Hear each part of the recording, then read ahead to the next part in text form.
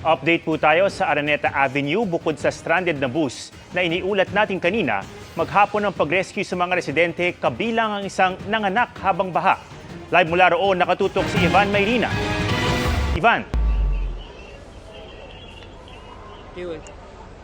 Ato mga kapuso, mabilis na update dito sa Araneta Avenue, kanto halos ng Quezon Avenue. Sa nakalipas na isang oras o higit isang oras ay tumigil po ang pagulan at sa ngayon ay nakakapansin tayo na bahagya ng humuhupa ang pagbaha dito sa Araneta Avenue. Yun nga lang, brownout po ngayon dito dahil pinatay muna ang kuryente dahil nga marami mga kabahayan dito ang lubog sa baha at hindi pa rin madaanan itong bahagi ito ng Araneta Avenue.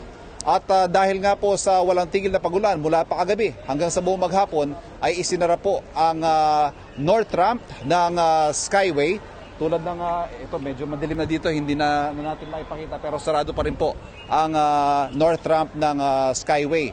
At ayon sa mga residenteng nakausap natin, kahit yung mga dekada na naninirahan dito, sinasabi nila na isa marahil ito sa pinakamatinding pagbahang nakita nila dito sa kanilang lugar sa Araneta Avenue.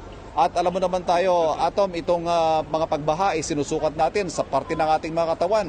Abot tuhod, abot bewang, abot leeg. Pero ito mga taga rito, ang sukat na nila ngayon, 2 tao o di kay kalahating poste ang taas ng baha. At bukod sa baha, may malakas din pong current o yung agos ng tubig. At yan ang naging hamon kanina nang i-rescue ang 18 anyos na nanay na si Micaela Bravo na inabutan ng panganganak bago mag-alas 10 ng umaga, kasagsagan ng pagtaas ng baha dito. At inabot ng ilang oras bago na-rescue itong si Micaela dahil nga kinailangan mo na siyang ilagay sa spine board. At sa ngayon naman po, ang mabuting balita ay naidala na si Micaela at ang kanyang baby boy sa East Avenue Medical Center at ligtas na po sila pareho. Samantala sa kasalukuyan nga po ay nagpapatuloy pa ang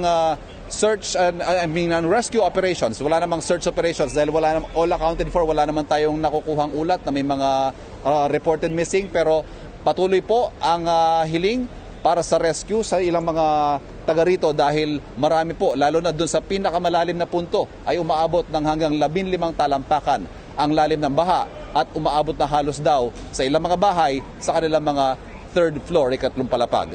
At yan ang latest mula sa Araneta Avenue para sa GMA Integrated News. Ivan Mayrina, nakatutok 24 oras. Maraming salamat, Ivan Mayrina.